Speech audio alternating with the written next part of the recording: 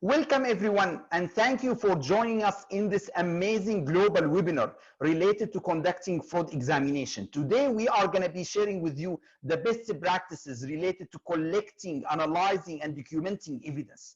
And today we have amazing speaker with us, Mr. Michael Bret.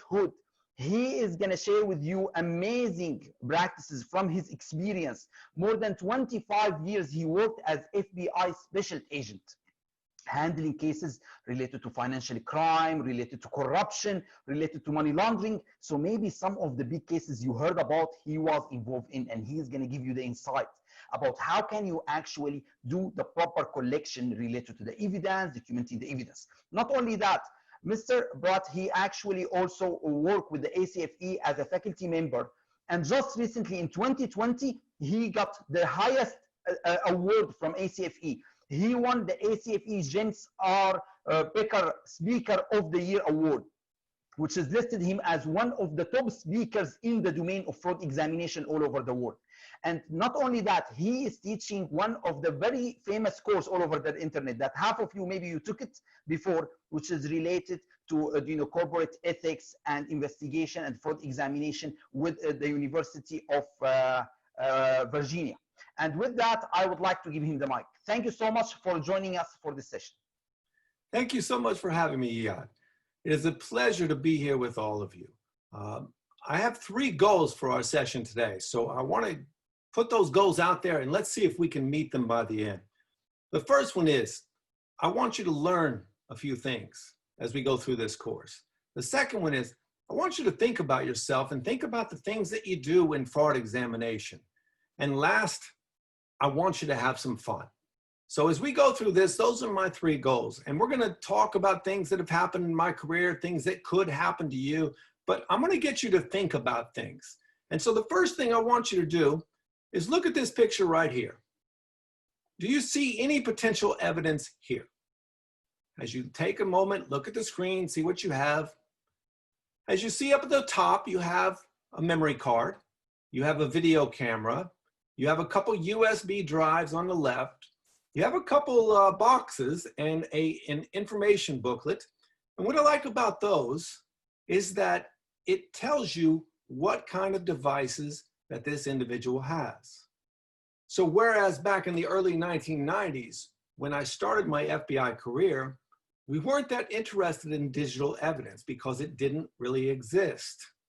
But as we have moved forward, digital evidence has become the primary piece or the primary type of evidence that we have today. So now we as fraud examiners have to understand what is potential digital evidence, how can we seize that digital evidence, and then how can we analyze that evidence. So we see all these other little things here, but one thing I want you to remember is that just because digital evidence is primary in today's world, it doesn't mean that traditional old-time evidence should be ignored. So if we look back to the right, you see a notebook with numbers on it and transfers. Would that be something that you would be interested in? Absolutely. These could be bank account numbers, they could be bank transfers, they could be examples of trying to evade money laundering controls. All of these things are important. And then if you look in the bottom right, there's these cards, looks like credit cards. The first thing is an airline mileage thing. Would that be something that you're interested in? But can we really tell what's underneath that? Keep that part, that section of the picture in mind, because we're going to come back to that. And then lastly, on the bottom left, you see a picture of a trading card. Sometimes these things, although they don't represent traditional evidence or digital evidence, what they do represent is potential assets that might be seized if we can prove our case. So there's one thing that I used to do in the FBI, and that was my job, as I told people, was to put criminals in jail. But that was only half of my job. The other half of my job was to try to take all of the assets so that they could be returned to the victims of the crime. So when you're doing your fraud examination, not only am I looking for evidence of the crime and trying to collect and analyze evidence, I'm also looking for any evidence of potential assets that might be seized so that the monies can eventually go back to the victims. If you're a fraud examiner hired by a client, how happy would your client be if you not only proved that they were defrauded, but you also were able to get money back to give to the client so that their losses were somewhat mitigated? These are the things that we're going to talk about, all right? So now, let's answer these questions. How many of your colleagues use a portable thumb drive to save work documents? Now, some of you will tell me that this is against the rules in our organization. We're going to talk about that, right? How many of your colleagues have documents or recordings from work on their cell phones? Again, you might tell me that this is prohibited by our organization. But even though it's prohibited, does it mean that people follow the rules? How many of your colleagues post on their social media accounts while at work? Do you have access to those? Is it legal for them to do that? How many of your organizations save work-related information on the cloud? How does that impact fraud examinations? And then lastly, how many of your colleagues send work documents via unencrypted emails? Are these all danger signs?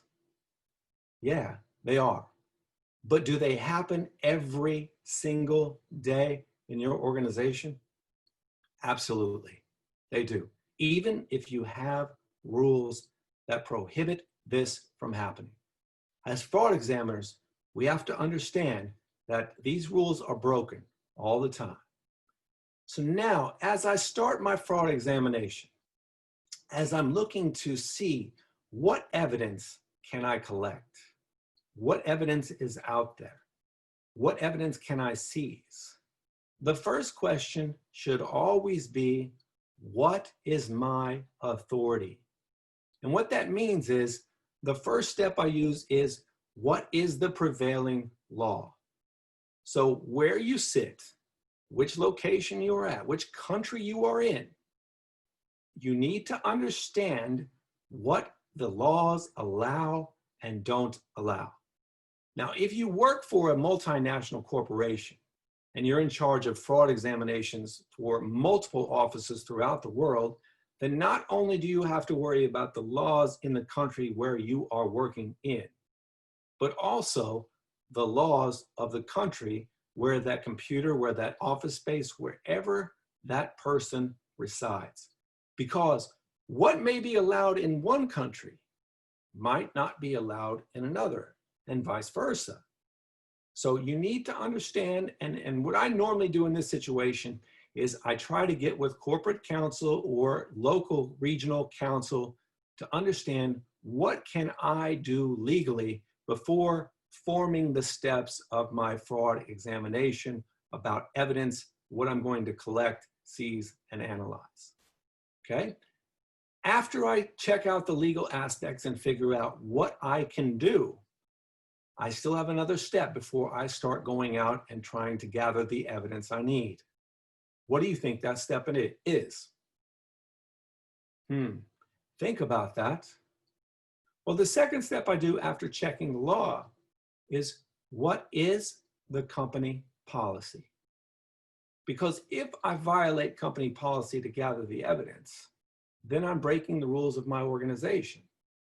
If I violate the law, then I'm breaking the rules, and it may cause the evidence that I find to be disallowed in court. If I break company procedures, then is the evidence going to be allowed? Can I use the evidence against them? First step, what are the laws? Second step, what is my authority per company policy, right? These are the questions that I answer before I start forming the steps of my fraud examination. Now, the next part may surprise you, but it's absolutely essential when thinking about what kind of evidence exists, what kind of evidence is out there for me to seize. Here's one of the things that is often overlooked. The best way to get around laws, the best way to get around policy and procedure is to get a consent from the person being searched. In almost all the cases that I've had, if the person that you want to seize items from, if you want to search their belongings, if you want to search their desktop area, if they grant you consent to do so, then generally that tends to usurp all of the laws and all of the company procedures, because then the person in question is providing the consent, the authority to search all of these belongings. And what you have before you is a sample consent form that I typically use when I am trying to get somebody to allow me to search for certain items. So if you look closely at these, I'm asking to not only search, but I'm also asking to seize certain things, including computers, USBs, DVDs, all these other digital storage devices. And if you look about the middle of the page, it says, I hereby consent to a complete search of those items. So what you're doing in that case is not only are you getting that individual to provide you consent to take the USB drive, to take the computer, to take the phone, but you're also getting their consent to take that stuff and then look at it further so you can analyze it. So what I like about this consent form is some of the consent forms I've seen have said, I can take all these things. But then it never says that once I take them, I can go further and look inside them. And this has been very important in US law because there have been cases where police agencies, fraud examiners have seized a cell phone and they had consent. The person voluntarily gave over the cell phone, but they never gave consent to look what's inside the cell phone. If you get into a consent form like this, the consent form clearly says that not only can you take my phone, but you can also look inside my phone to see what kind of docs I have in there, what kind of apps I have in there, to look into my banking app, see if I can see transactions. And then if you go down a little bit further, it reiterates that the person giving the consent gives this written permission voluntarily. There's no promises, no exchanges, nothing else is added except for the voluntary. The last sentence says, I understand whatever language you're speaking, and then have been able to communicate. So what that says is if I did it in English and they argue that English is a second language, that would be a potential way to revoke the consent form. But here it says in their own writing, they understand, you insert the language and they say that they've been able to communicate and understand what's going on. So it kind of makes it harder for them to back out of that area. Okay. So now, going to the next one, we have existing policies and informal culture. Before I even start looking at the evidence, before I even start trying to seize evidence, I want to take some steps to try to understand both formal and informal culture. So what do I mean by that? Every organization that I've been to has a code of conduct. Now, each of you who are watching or listening to this, can you think, or can you remember any section of your code of conduct right now? As you sit here listening to this, can you quote any section from your code of conduct? Yet every organization has one, right? Most organizations have a code of ethical conduct, and they have you sign it when you first come on the job. And then some organizations have people sign it at least once every year. That's good. But in Florida, where I used to live, we also had something called a hurricane evacuation plan, right? So every year we would get this hurricane evacuation plan in January. In January, there were no hurricanes. So when I got the plan, all I did was shove it into a drawer and leave it alone. In September, when the hurricane started coming, I was trying to remember which drawer I shoved it in. Same thing happens with codes of conduct. When we get them, we look at them, but then we put them in a drawer and we kind of ignore them from that point forward. And that's where informal culture takes over. As a fraud examiner, I want to understand what is the informal culture, because we have policies, but not all of them are followed. For example, there are many policies inside a bank.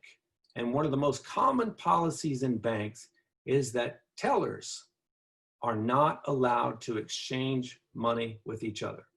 The standard procedure is, if a bank teller is running low on cash, they are supposed to go back to the vault teller, ask for money. The vault teller will do the paperwork, get the money. The teller will get the money and then walk back to their desk, put the money in their drawer, and account for it that way. But what I've learned is that the informal culture dominates. And so even though the rules and procedures say that we are not supposed to trade money, tellers are not supposed to trade money, it happens every single day. As a fraud examiner, I want to know what the informal culture is, because then I would possibly gather more evidence than what I anticipated. So for example, using the teller, if I strictly went by the existing policy, I would try to look for the evidence of the teller going back to get money from the vault teller. But knowing the informal culture and knowing that that rule is often ignored, now I'm looking at the other tellers in the line and to see if they've exchanged money with someone else, right? What I want you to do right now, think about the policies in your organization. Can you think of a rule that is on the books, but is frequently ignored by the people who work there? As a fraud examiner, if you understand informal culture, then you're going to learn about evidence that exists, which you may have ignored if you only looked at formal culture. Okay. There we go. The other thing I want to look at is the evidence traditional? Is it credit cards like we see on the left, that physical, tangible stuff, or is it digital? Is it the ones and the zeros on the computer? Because it changes the way I look at things. And so let's focus on the traditional side first. All right? Anytime you come across evidence, what I like to do is I like to get a picture of it. Because if you look at this, you'll see a picture of the surroundings. This is what they call a long shot. Okay? This is a broad shot of the evidence from a decent distance away. And what it does, it gives you an overall look of everything. So for example, if I was in an office, I would try to make the long shot encompass the entire desk. So that way people who are looking at it, whether it be executives, whether it be court officials, they'll see the general environment. That's called the long shot. The second one, that's called the medium shot, where I'm getting a little bit closer, a little bit more focused. This gives me a little bit more a different way to look at the evidence to see what's there. And then finally we come to the close-up shot, which we started with earlier. So when I do a photographing of the evidence, I always want to do 3 shots: a long, a medium, and a close-up, because it gives 3 different perspectives.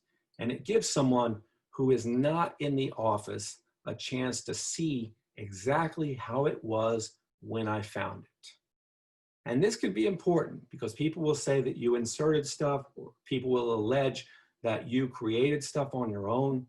By having these 3 shots, you give a different take and a different perspective. It takes people into the scene instead of you having to describe the scene. Now, there's still a problem here. Can you tell me what the problem is? As we look at this, what's the problem? Well, let's focus on the bottom right, where we have the diamond medallion card. We have a bunch of credit cards underneath that. If this were a credit card fraud case, would this be a good picture to show how many credit cards are being forged or stolen? Well, probably not. Can you really tell how many cards are down there? One way to overcome this is to take pictures with different perspectives. So if we look at this picture right here, and we had an object that no one could really tell what the size was, then often we add something to the picture, something that provides scale. So what I mean by that is, let's look at the camera. If I took everything out of this picture, the camera might be hard to figure out exactly how big it is, because cameras come in all different shapes and sizes. So when I talk about scale, what you want to do is pick an object that everyone in your general geographic area would be able to recognize and know exactly what size it is. The thing that I like to use are coins or dollar bills, money, because people are familiar with that. So if I put a coin next to the camera that everybody recognizes, they'll look at the camera, they'll look at the coin, and they know exactly how big that coin is, and they'll be able to extrapolate the size of the camera based on that coin or that bill, whatever you use. So find something tangible that people recognize and use that to set the scale. You can also do different perspectives, because if we put a coin down by the credit cards, you wouldn't see anything. You still wouldn't understand the depth of how many credit cards there were. So what if we change the perspective of the picture? Now, does that make a difference on how we look at the credit cards? By changing the angle of the camera and doing a close-up shot, you can now see a number of credit cards in there. Does this make a difference? When you're doing a fraud examination, one of the things that you have to do is to tell a story of what happened. Which picture tells a better story about credit card fraud? The one that we take the view from the top, or the one where we take the view from the side and it shows a completely different perspective? This one shows the number of credit cards that are being forged or stolen. This changes the way we look at things. All right, so now if I've got hard drives, I've got USB drives, all of these things are magnetic.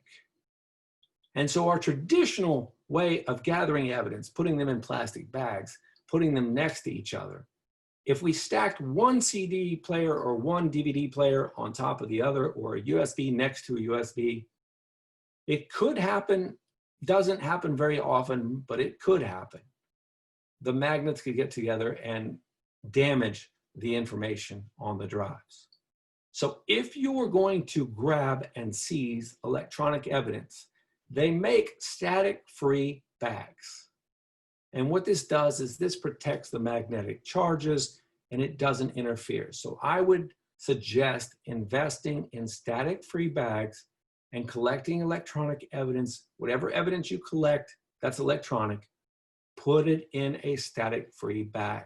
Generally, I like to do it one piece of electronic evidence in each bag.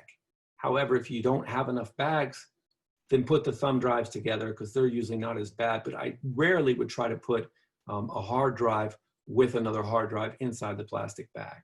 But if that's all you've got, that's what you do.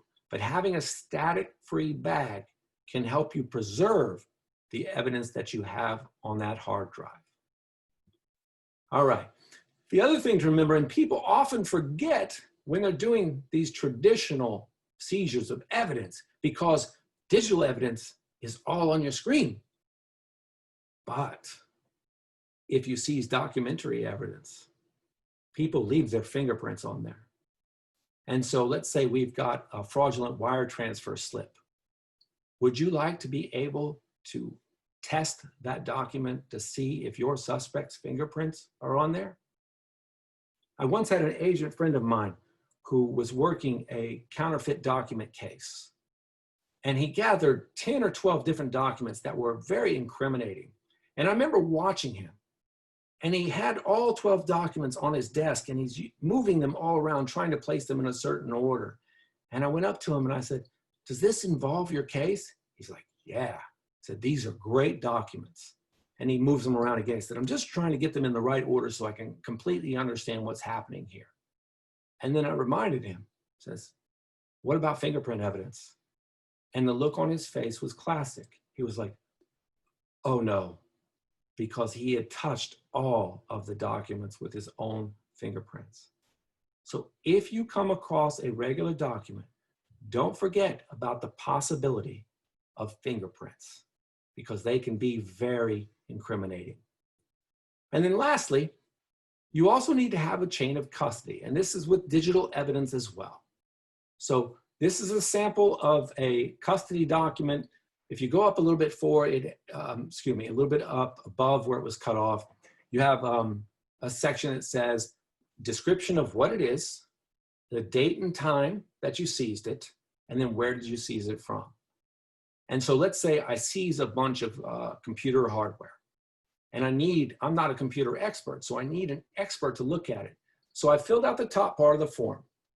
Now I come down to the left top corner and it says relinquished custody. What I do there is I sign my name, I print it, reason for testing. And then my computer expert on the right side, just across, they sign their name, they print their name, and the reason they put down is that prepare for testing. And we both put the date and the time of the transfer. When the computer expert is done, they do the exact opposite thing. They go down to the second line, they sign their name, they print their name, reason, returning to case agent, and then date and time, I accept custody.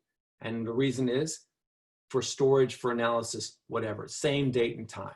And this way we can keep that chain of custody to make sure that no one has interfered with the evidence.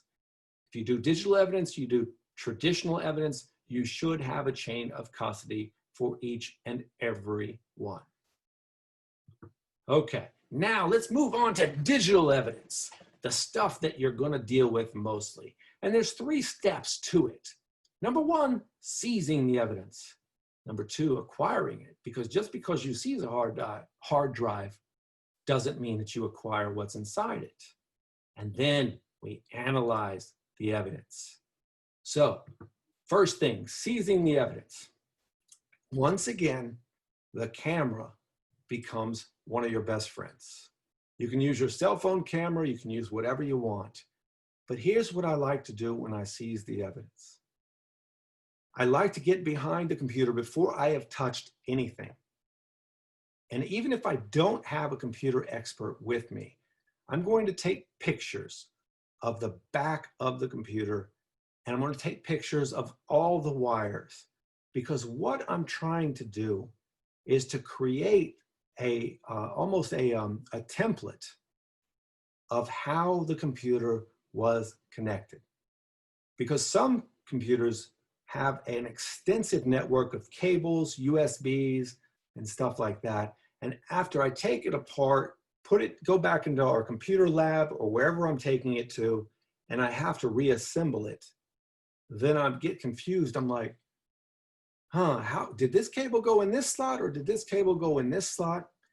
If I take a picture of it, then I can always refer to the picture and recreate exactly how it was connected when it was seized. And this becomes very, very important. Okay, Here's some scenarios for you. So, first one, when you arrive to the scene, the computer's off. Should you turn it on? What do you think? How many of you say you should turn it on to see if it works? Well, guess what? Sometimes if you don't turn it on in just the right sequence or in the right manner, there are programs that will automatically destroy the evidence. So when you arrive to the scene, if the computer is off, do not turn it on, right? Second one, when you arrive to the scene, the computer is on. Should you turn it off before you collect it? What do you think now? Well, we had the earlier question, should you turn it on? No. Should I turn it off? No. Well, is that the correct answer or not? So here's the thing. If the computer is on, what is the best way to turn it off? Because if you take the computer away, you're going to take it off its power source. Unless it's a laptop with a battery, then you're going to take it away. The power is going to be off. So here's what they recommend. If you have a desktop computer and it's on, the best thing to do is to go underneath the desk and unplug it. If you have a laptop and you unplug it and the laptop stays on because it has a battery, the best thing to do is to remove the battery from the computer. Don't try to turn it off. Now, last one. When you arrive to the scene, the computer has an incriminating email on the screen. Should I screen capture the email? What do you think? Would that be a good thing? I mean, you've got incriminating information right in front of you. It says, we could do a quick screen capture to make sure that's captured for everything, right? No. No. Sometimes you press a key and it deletes everything. In fact, when you arrive, if the computer is in idle mode and it's just, monitoring, doing nothing, press one key and see what comes up. Do not press a second one. That way you can see if it's on or off. When you arrive here and you see the incriminating email on the screen, once again, we go to our camera. We take a picture of the screen with our camera, not a screen capture, because you could inadvertently start the deleting process. They had one case where we busted into a guy's place and he lunged to his computer trying to hit a key. And what we later found after analysis was that if he would have hit the key, it would have started a program to delete everything on his computer. Don't touch the computer. Go underneath the desk, pull out the plug. If it's the battery, then pull out the battery. And if you can't pull out the battery, keep it on and let it die. Then you can access the computer. When you arrive to the scene, take pictures. Take pictures of the back. Take pictures of what's on the screen. This way you have that evidence, and if it's somehow destroyed, you still have a record of it. All right, so now we got to acquiring the evidence. We've got the hard drive, we've got the computer, we've got everything we need, but we don't have the contents. So, should you ever work off the original? What do you think the answer is? You've reset up the computer, the bad guy's computer. You've got everything exactly the way he or she had it. Should you go on there and just start typing? No. No, what you should do is you should get a computer specialist to help you, unless you are very, very computer proficient. And so what this computer specialist is going to do, and they have programs and apps that can do this for you, is that they can take the computer that you have seized, or the computer in question, the USB in question, the data, the disk drive, the cloud even, and they can make what they call a mirror image of the hard drive, of the computer. And what that does is that makes an exact copy of the original. Always work off of the copy. because if you do that, then you have an original that you can always make a copy from. If I worked off the original and something happened to the original, I'm done. But if I get a copy of the original and I work off the copy and something happens to that, then I can go make another copy off that same original and continue my work, right? The other thing to think about when you're seizing evidence and acquiring this evidence is that there is so much memory in hard drives today that it's hard and it takes a long time to copy all that stuff. And that's why they created something called sifting collectors, right? Sifting collectors are programs, apps that go through a hard drive and they bypass the unmodified apps. So for example, if you were to do a mirror image of my hard drive, you'd find Microsoft PowerPoint. Well, with the sifting collector, when you do the image of the hard drive, when you do the collecting, it does not include Microsoft PowerPoint because it's not been altered in any way, shape, or form. So therefore, it only goes and looks for the regions in the computer that have adapted files, such as documents that you have created, apps that you have created, Word documents, monetary documents, any of that storage stuff that you have created is collected. And what this does is it saves you a lot of time in the analysis because you're not looking through apps that have no changes or nothing done to them. You're looking more strictly at the items that are of relevance. And there's also a thing that you can find on the internet called dForce2, Digital Forensics Compute Cluster. That will help you speed up the process of analyzing, or excuse me, of acquiring this evidence on the hard drives. So if you Google that, you'll be able to find that stuff. Now, here's your scenarios. When you return to your office to acquire the evidence, should you plug the thumb drive into your computer? No. No, if it's got a virus on it, you've just destroyed your computer. When you return to your office to acquire the evidence, should you and your friends look at emails that contain juicy gossip, but nothing of importance to the case? No. That's the kind of thing that can get you in trouble. We go back to the beginning. Know the laws, know company policy. Should you use a password you found in the search to try to log into your suspect's work computer? Gets kind of sticky, but I want you to think about that one because we're going to get into something in just a second about that one. Okay? And of course, we have social media and phones. How many of you have a policy in your organization that says that any employee who brings a cell phone in or other device, it automatically gives your organization the right to search that? If you have that, that's great, because what that employee is saying through consent is that when I bring it in, I'm allowing you to search it. But there are certain protections in social media, such as Facebook. If you go into a Facebook account, you can see the different settings, right? You'll see general account settings, you'll see security and login. And here's what the privacy settings and tools look like. And here you look at your activity, who can see your posts, friends, how people find and contact you. All these things are controlled, right? If a person has their social media settings to public, that means anybody and everyone can see all this on there.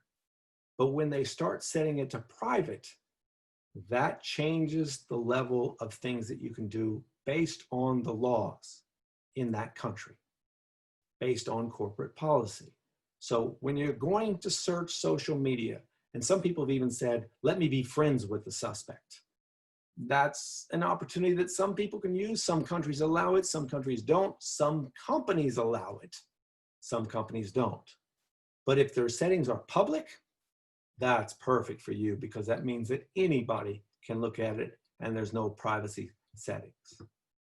The other thing to remember is every time you go to someone's Facebook, you go to someone's LinkedIn, you go to someone's Twitter account, there are ways for that person to look and see who has accessed or who has visited their account. So if I'm working in a corporate organization and I check my Instagram, for example, and I see that Bret Hood searched me, and I'm like, who is Bret Hood? and I do a little quick check on the company directory. Bret Hood works in the investigations department. Is that a clue that I can use? So remember, each time you go out to a website, you leave something behind. And that something can be accessed by your bad guys. So keep that in mind. Now let's go to analyzing the evidence.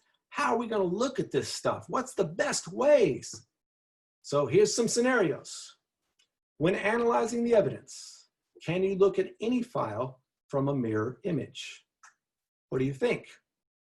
Well, if there was a file from the mirror image that says virus, I might be really, really careful with that one. But the ACFE had a classic story, and I forget what the guy's name was. But he participated in a scheme where he embezzled large amounts of money. And they seized his computer, they analyzed the evidence, and they found a file that was incredibly incriminating. Do you know what the file was called? The file was called, or titled, named Kryptonite. When they asked the individual, says, why did you have that file? And he says, because that was the only thing that could destroy me. That was his kryptonite, right? So look for those files. And a lot of times people try to be funny with the names. One of the cases that I had, the guys were running out of money. And so they created a new corporation to try to get bank loans, and it was all a fraud. And they called the new corporation Potemti. And I asked one of the individuals, I said, why did you call it Potemti? He says, you're mispronouncing it. He says, that's what we called it, but in reality, it was an inside joke. And I said, well, how did you guys pronounce it? They said, not Potemti, but pot empty. So people do these things, kryptonite, pot empty. If you follow them, you can see it. Second question, when analyzing the evidence, you realize that the sifting collector may have missed some valuable evidence. Can you go back and get the missing evidence? Depends. Did you do the original, when you seized it, did you get all of the evidence? Did you seize everything, mirror image everything?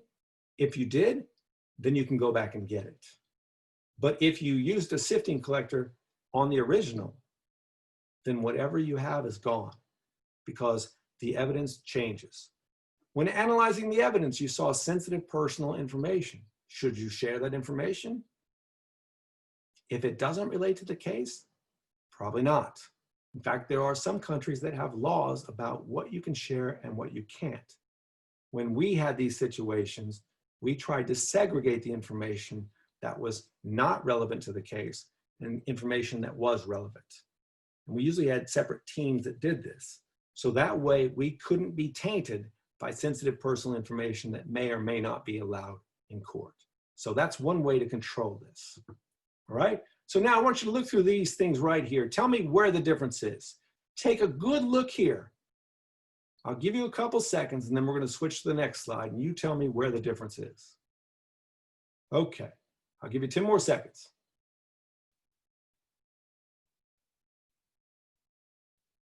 All right, given that, what's the difference here? Pretty easy, right? It says number one went from May 27th to 2017. What do you think happened here?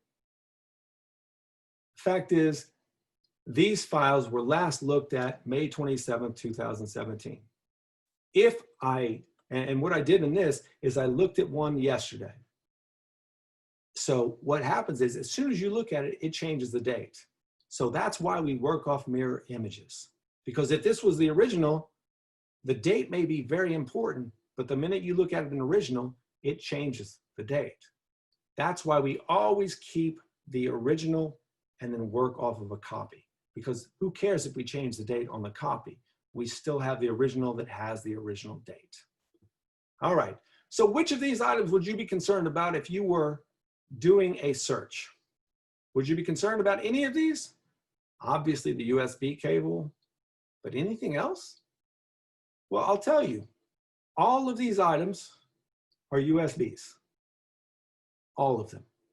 USBs can be in anything. In fact, that USB cable you see on the bottom left, there's the memory card inside that blue plastic container. All of these store digital information. Anything that you have can store digital information if it's created that way. So never overlook some of these items. Now let's go to finally some do's and don'ts. Let's review a little bit. Make sure you have proper authority before you do any search.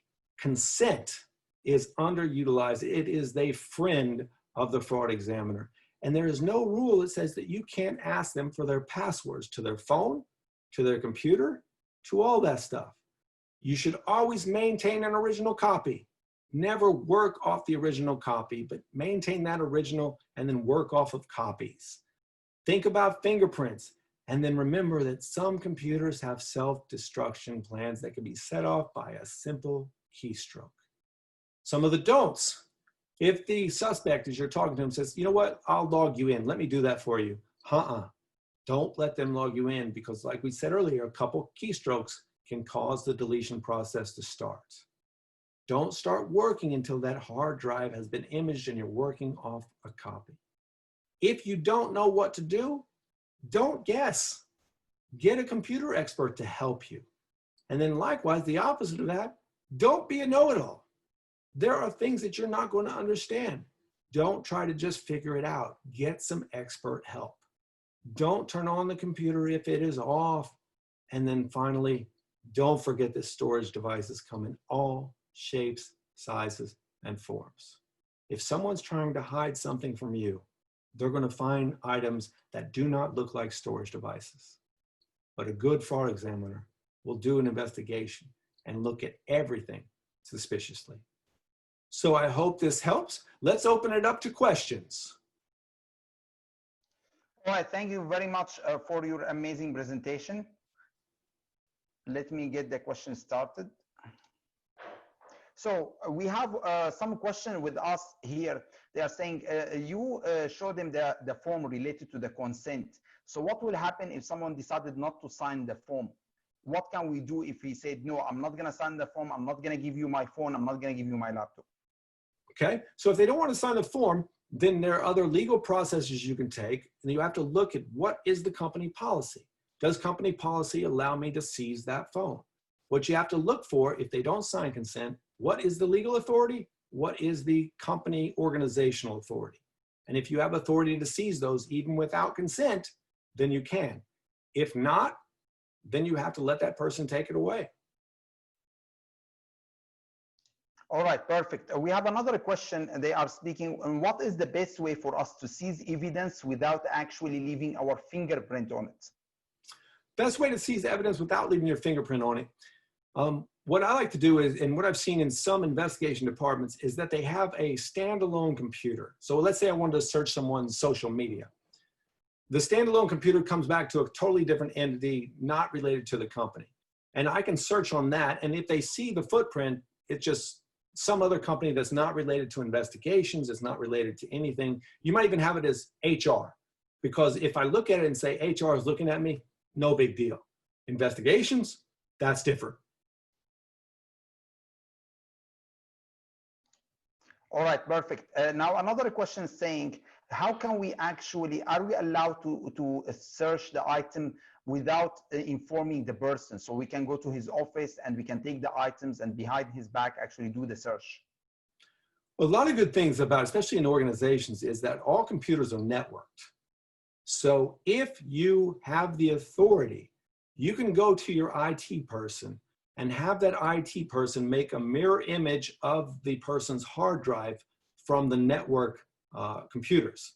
And so that way, your suspect will never know that the hard drive was imaged, because there's no actual physical search, there's no removing of the computer. If everything's stored on the cloud, you can also get a mirror image of that with the help of your IT person, and your suspect will never even know that you did so. All right, perfect.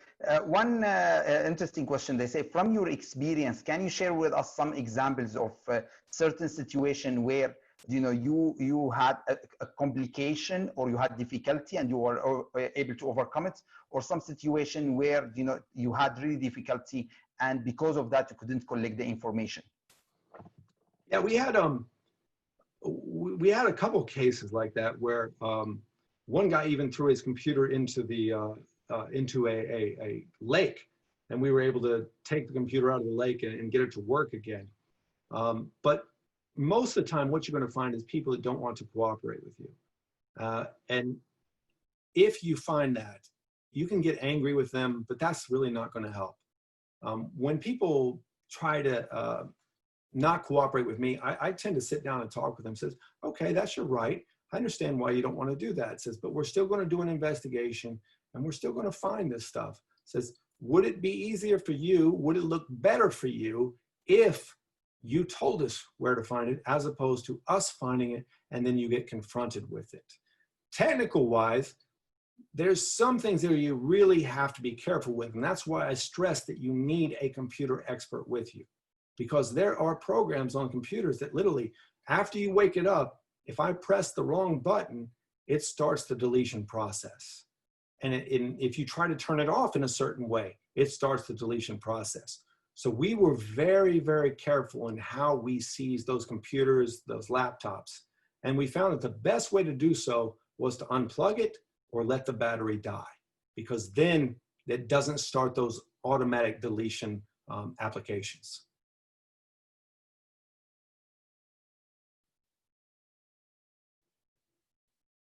I think your mic's off, Iyad. The other way they are saying, when you are trying to seize the evidence, what about the other rules related to the privacy, related to the general data protection regulations in Europe, or related to other protections where, you know, we are not allowed to actually obtain certain private information related to individuals? What about the privacy issue? The privacy issue is important. And like I said, when we talked about, you have to understand the laws of where you're at, as well as the laws of where the computer is at.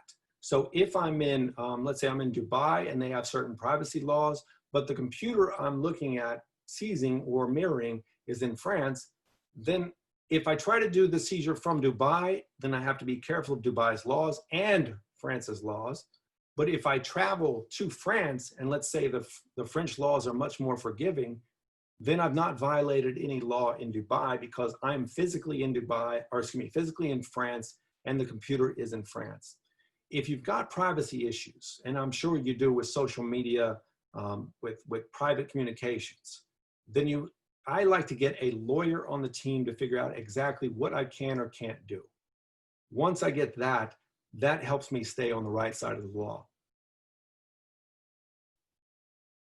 Your mic again. Okay, one question we have here actually related to the time of seize. They say how it's important for us to document the time of seize, because, you know, in some cases like the mobile phone, if you don't document the time of seize, any message you will get after the time of seize is usually not considered by court.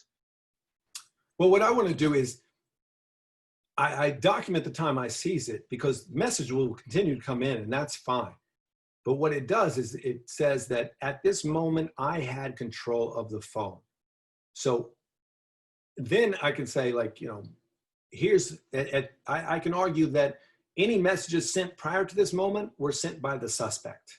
Whereas if I don't document that, the suspect can say, like, the message from the previous day, they seized the phone on that day. All this incriminating stuff afterwards, that was them, not me. So if I document that, that kind of, you know, it sets a tone. Here's the break-off point of where I took control of the phone. And even though messages are coming in, you can still access those, but it also stops the process of where the suspect says, I didn't send these, because they had control of the phone up until then. All right, perfect. Now, this is an interesting question. They are speaking, you know, because you work with the FBI, what is the difference between, you know, actually an investigator inside an organization as a fraud examiner trying to gather the evidence and the information, and the difference between a government authority such as the FBI trying to actually collect this evidence? There was one major difference. When I worked for the FBI, my job was to put that individual, whoever committed the crime, in jail. If I'm working for a private entity, and I'm retired from the FBI, so I work for private entities now, my job is to basically do a fraud examination to see how fraud happened, to gather any assets. It depends on what the organization wants. So if the organization wants to fire this person and they need the proof to fire that person, then that's my goal. If the organization wants me to help them in recovering assets, then I'm looking at that. Or if the organization can even ask me to do a full investigation like I did with the FBI, and then once it's completed, take it to the proper authorities and let them do the prosecution. So it kind of depends on what the organization has specifically asked me to do. All right, great. Another question then about social media. One interesting question, they say, are we allowed to actually add the suspect as our friend on social media, even if we create like a fake identity to be able to see what he is doing in a private account? Depends on the laws of the country. And this is one of those things, like digital evidence has exploded so quickly that the judicial systems throughout the world have been slow to react. So in some countries, this has been addressed. In the United States, it hasn't been completely addressed yet. But if you think about it, if you did something like made up a fake name and became friends with a suspect, how would it look to the people making the decisions on guilt or innocence? How would it look on your organization if other employees knew that you were doing these false things in order to gain their trust or in order to gain evidence? And what I always look at it says, would my organization be proud of me if I did this activity? And that's kind of like my guide, since the law is still kind of vague in a lot of places on whether we can or cannot do that. All right, this is a very interesting question. I think this is the most interesting question we got so far. From your experience as an FBI agent, what kind of evidence we can obtain as a fraud examiners? We're not speaking about as the FBI, as a fraud examiners, from Facebook, from Google, from Instagram, WhatsApp, related to this individual. So if we believe our vendor is actually have an agreement with the purchasing manager of another organization, can we actually request from WhatsApp to share with us all the conversation between them and get this information and use it as an evidence in our investigation? Okay, let's use Facebook for an example. All right, let's say that I have access to somebody who is a friend of the person in question, and let's say this individual at the company is embezzling money. Okay, and so your friend in the organization gives you access to the suspect's Facebook account. And you see on Facebook that your friend has a brand new house with a pool and all kinds of assets. And then, what you can see in Facebook is all the different comments. And then you see the purchasing manager from another organization saying, hey, hope you enjoy your pool. And you get these conversations that are all part of the public conversation. These are great examples of incriminating conversations that can be used by a fraud examiner to show that illicit relationship between the purchasing manager and your employee. But what about the question here? What about private messages? Like, for example, are we allowed to send an official request through the government authority to WhatsApp or to Google to be able to obtain the private emails that they have between each other, or the private conversation on WhatsApp, and use it as an evidence in our case? Depends on the country and the law. I can talk to you about United States law. So if you filed a civil lawsuit in the United States, which any party can file, then you would go to the judge in the matter and you would say, Judge, I need these documents here to prove my case. And if the judge approves your request, then they would send out a legal order to WhatsApp, to Twitter, whoever you want to go to. And that company would then have to comply with the legal request and provide you all that incriminating documentation. So it kind of depends on the laws of where you're at. But Twitter is in the United States. Facebook is in the United States. So if you can file that civil lawsuit in the United States, convince the judge, then I know you could get that information, even if you're not FBI or a government authority. So the meaning there are no information of limits. The meaning any conversation I have between me and someone else, in case there is a court order, someone can actually obtain it and can use it as an evidence against me. Yes. And if I were able to get your phone through consent, through a court order in my host country, there's still probably, that conversation is still probably on your phone, even if you deleted it. Because just because you delete something on a computer, on a phone, on an iPad, it doesn't mean it's gone. All right, great. And our final question is a very interesting question. They said, based on, the series, How to Get Away with a Murder, we can see that, sometimes, the parties or, the lawyer or the investigator will hack the account of the person and see the conversation that are happening there. So from legal perspective, can they use it directly or can they use it as a leading way for them to be able to uncover more information? If I were to hack into your account, Iyad, I would be subjecting myself to criminal penalties. The only way I can hack into someone's account, and this is usually law enforcement, I have to have a court order that allows me to do so. Now, the only option is, let's say that me and you were entering in a WhatsApp conversation. If I'm cooperating with the fraud examination team, then anything you send me, I can show them because I'm cooperating. But if me and you were having a conversation and a fraud examiner from the audience was trying to break into our conversation without either one of us knowing, that would be a violation of law in most countries. This is in case it was used as an evidence, but what about like how they use it as indirect evidence for me to know if this person involved or not involved, and that will give me the right direction for me to carry out my investigation, and I will not document it in my investigation. Is this allowed? It is not legally allowed. Is it done in certain countries? Absolutely, but it is not legally allowed. So if I were to do a fraud examination, I would probably be breaking the code of ethics for the ACFE. But I do know that there are certain countries in certain areas of the world that monitor phone conversations, that monitor chats, and use that stuff. But from what I've understood in most courts, even though they do that, that would never be allowed in court. And in some countries like the United States, the very fact that you did something like that would make the entire investigation gone. You wouldn't be able to prosecute anything. All right, perfect. So I think these are most of the questions that we have.